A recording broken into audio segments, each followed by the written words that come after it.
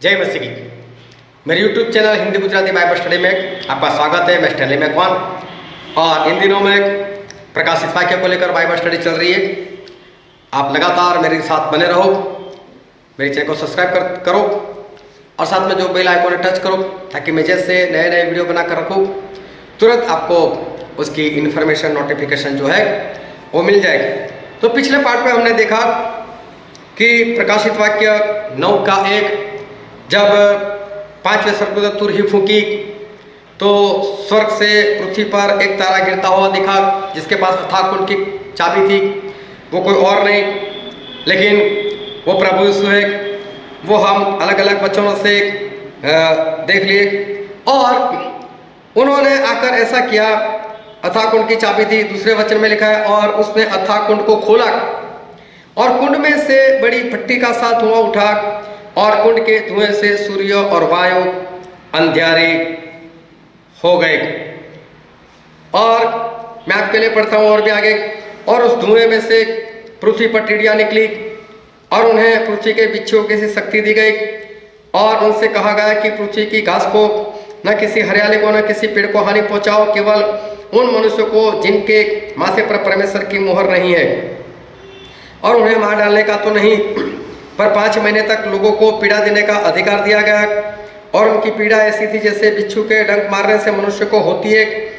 उन दिनों में मनुष्य मृत्यु को ढूंढेंगे और न पाएंगे और मरने की लालसा करेंगे और मृत्यु उनसे भागेगी। और उन टिड्डियों के आकार लड़ाई के लिए तैयार किए हुए घोड़ों के से थे और उनके सिरों पर मानो सोने के मुकुट थे और उसके मुंह मनुष्य के से थे और उनके बाल स्त्रियों के से और दांत सिंहों के से थे और वे लोहे की सी झिलम पहने थे। और उनके पंखों का शब्द ऐसा था जैसे रथों और बहुत से घोड़ों का जो लड़ाई में दौड़ते हो। और उनकी पूंछ बिच्छुओं की सी थी और उनमें डंक थे और उन्हें 5 महीने तक मनुष्य को दुख पहुंचाने की जो सामर्थ्य थी वह उनकी पूंछों में थी।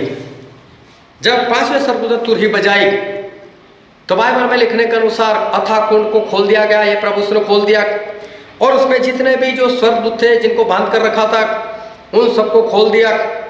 क्यों? क्योंकि यहाँ पर लिखा है कि स्वर्गदूतों को खोला, लेकिन ये स्वर्गदूतों को ही खोला है।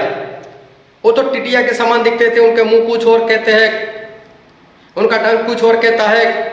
उनको यह आज्ञा दी गई कि उन लोगों को परेशान करो कि जिनके सर के ऊपर परमेश्वर की मोहर है, मतलब जिनके पास पवित्र आत्मा नहीं है, सिर्फ उन्हीं लोगों को परेशान करो। और वो लोग ऐसे डंक मारते हैं कि 5 महीने तक लोग परेशान होते और वो लोग मृत्यु की लालसा करेंगे। इतना भारी ये डंक होगा लेकिन मृत्यु उनसे भाग जाएगी। समझो ऐसे लोग अगर ट्रेन के नीचे आए तो भी कुछ नहीं होगा, बिल्डिंग से गिर जाएंगे तो भी कुछ नहीं होगा, मृत्यु उनसे भाग जाएगी, ऐसा लिखा है। सोचो अगर आपके पास उस वक्त परमेश्वर की मोहर नहीं, आपकी हालत कैसे हो जाएगी। और इसलिए मैं कहता हूँ, बार बार कहता हूँ, पवित्र आत्मा को पालो, पवित्र आत्मा को पालो। बहुत सख्त जरूरत है उसकी। अगर उनके बिना अगर आप चले गए एंटीक्राइस्ट के राज में तो सही में आपके हालात जो है वो बहुत ही बिगड़ जाएंगे। और ये सारे जो है वो वही स्वर्गदूत ही है जिनको परमेश्वर ने बांध कर रखा था। 1/3 स्वर्गदूत जो जिन्होंने पाप किया था व्यभिचार का, जिनको परमेश्वर ने बांध कर रखा था, जो हम पढ़ चुके थे यहूदा की पत्री उसके पहला अध्याय 6 वचन में, दूसरा पत्रस 2:4 में।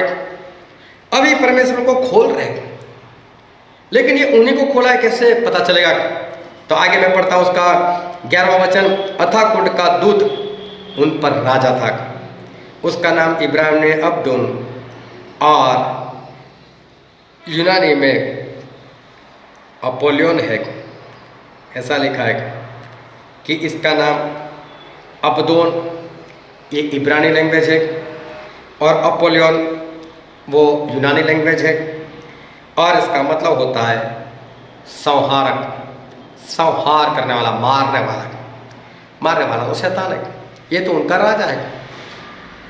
इस शैतान के कहने के अनुसार करते हैं। इसका मतलब ये हुआ कि ये वही स्वर्गदूत है जिनको छोड़ा गया कुछ वक्त के लिए, बाद में उनको वापस वही दंड होने वाला है। तो ये जो अथाह कुंड को खोला गया वो प्रभु यीशु है खोलने वाले, और जिनको खोला गया वो पुराने वही स्वर्गदूत जिन्होंने पाप किया था वो है।